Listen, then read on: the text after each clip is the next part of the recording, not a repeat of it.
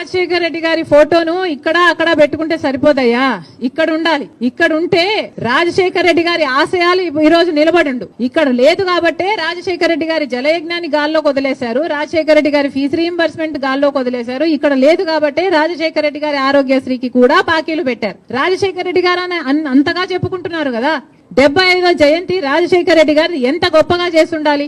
మరి ఏం చేశాడు జగన్మోహన్ రెడ్డి గారు 75వ జయంతి కోసం? ఇడుపులపాయకి వెళ్లారు. అక్కడ 5 నిమిషాలంటే 5 నిమిషాలు కనీసం కూర్చోలేదు, నిలబడ్డారు.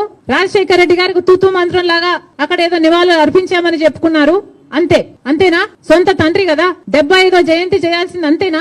ఎందుకు సిద్ధం సభలని పెద్ద పెద్ద సభలు పెట్టారే మీరు? పెద్ద పెద్ద హోర్డింగ్లు పెట్టుకున్నారు కదా, కోట్లు ఖర్చు పెట్టారు కదా, ఒక్కొక్క సభకి 30 కోట్లు 40 కోట్లు ఎంత ఖర్చు పెట్టారు సిద్ధం సభలకు? మరి రాజశేఖర రెడ్డి గారి కోసం ఒక సభ ఎందుకు పెట్టలేదు మీరు? 75వ జయంతి కోసం కనీసం ఒక సభ పెట్టడం కాదు కదా, కనీసం వైసీపీ నాయకులు కార్యకర్తలైనా కలిసి నివాళులు అర్పించారా? ఏం చేశారు మీరు? ఇలాగైనా రాజశేఖర రెడ్డి గారి జయంతి జరుపుకోవాల్సింది. 75వ జయంతి కదా, స్పెషల్ కాదా? మీకేం అనిపించలేదా? మా నాయకుడు కాబట్టే, మా తండ్రి కాబట్టే, మా కాంగ్రెస్ పార్టీ ఓన్ చేసుకుంది కాబట్టే రాజశేఖర రెడ్డి గారి కోసం మేము అంత పెద్ద సభ పెట్టడం జరిగింది. దానికి పెద్ద పెద్ద నాయకులు, ముఖ్యమంత్రులతో సహా, పక్క రాష్ట్రంలో ఉన్న వాళ్ళతో సహా, మంత్రులతో సహా రప్పించడం జరిగింది. సోనియా గాంధీ గారు అయితేనేమి, రాహుల్ గాంధీ గారు అయితేనేమి రాజశేఖర రెడ్డి గారి కోసం అంత గొప్ప గొప్ప మెసేజ్లు ఇప్పించడం జరిగింది. ఇవన్నీ మేం చేశాం. మీరేం చేశారండి? మీరా రాజశేఖర రెడ్డి గారి వారసులు? ఏం చేశారు మీరు రాజశేఖర రెడ్డి గారి 75వ జయంతి కోసం?